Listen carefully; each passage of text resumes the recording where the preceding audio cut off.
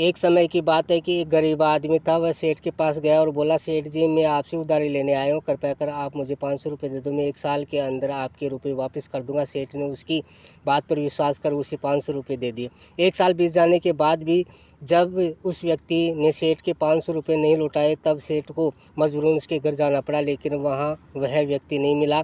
एक दिन फिर सेठ उस व्यक्ति के घर गया। वहाँ एक छोटी सी लड़की बैठी थी। सेठ ने उसी से पूछा, तुम्हारे पिताजी कहाँ हैं? लड़की बोली, पिताजी स्वर्ग का पानी रोकने गए हैं। सेठ ने फिर पूछा, तुम्हारा भाई कहाँ है? लड़की बोली, बिना झगड़ा के झगड़ा करने गया है। सेठ के समझ में एक भी बात नहीं आ रही थी, इसलिए वह फिर पूछता है, तुम्हारी माँ कहाँ है? लड़की बोली, माँ 1 से 2 करने गई है। सेठ उसके इन उल्टे पुल्टे जवाब से खिंच गया। वह गुस्से से पूछता है, और तुम यहाँ बैठी क्या कर रही हो? लड़की हंसकर बोली, मैं घर बैठी संसार देख रही हूँ। सेठ समझ गया कि लड़की उसकी किसी भी बात का सीधा जवाब नहीं देगी, इसलिए उसे अब इससे इन बातों का मतलब जानने के लिए प्यार से बात करनी पड़ेगी।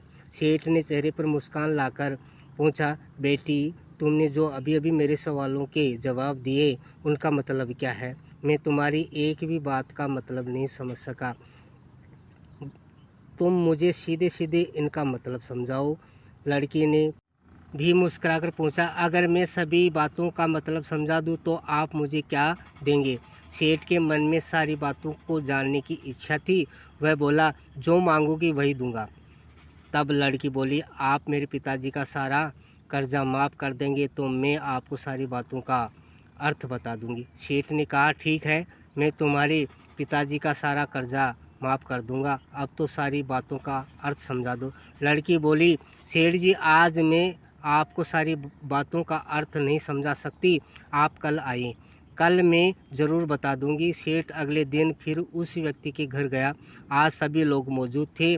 सेठ को देखते ही लड़की पूछी, सेठ जी आपको अपना वचन याद है ना? सेठ बोला, हाँ मुझे याद है, तुम अगर सारी बातों का अर्थ बता दो तो मैं तुम्हारा पिताजी का सारा कर्जा माफ़ कर दूंगा। लड़की बोली, सबसे पहले मैंने ये कहा था कि पिताजी स्वर्ग का पानी रोकने गए हैं।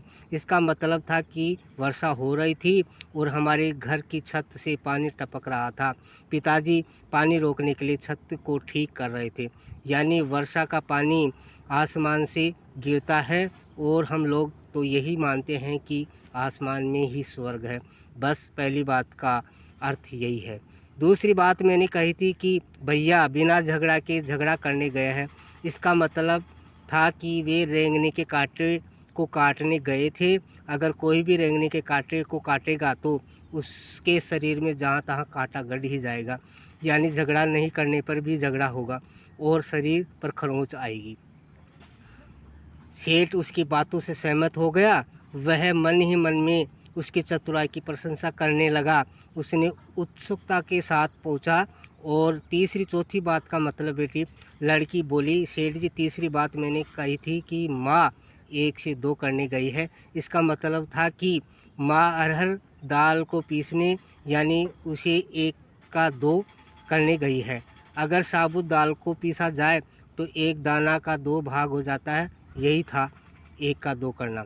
रही चौथी बात, तो उस समय मैं भात बना रही थी और उसमें से एक चावल निकाल कर देख रही थी कि भात पूरी तरह पका है कि नहीं। इसका मतलब था कि मैं एक चावल देखकर ही जान जाती कि पूरा चावल पका है कि नहीं, अर्थात चावल के संसार को मैं घर बैठी देख रही थी। ये कहकर लड़की चुप हो गई। सेठ सारी बातों का अर्थ जान चुका था। उसे लड़की की बुद्धिमानी भरी बातों ने आश्चर्य में डाल दिया था। और फिर सेठ ने कहा, बेटी तुम तो बहुत चतुर हो, पर एक बात समझ में नहीं आई कि यह सारी बातें तो तुम मुझे कल भी बता सकती थी, फिर तुमने मुझे आज क्यों बुलाया?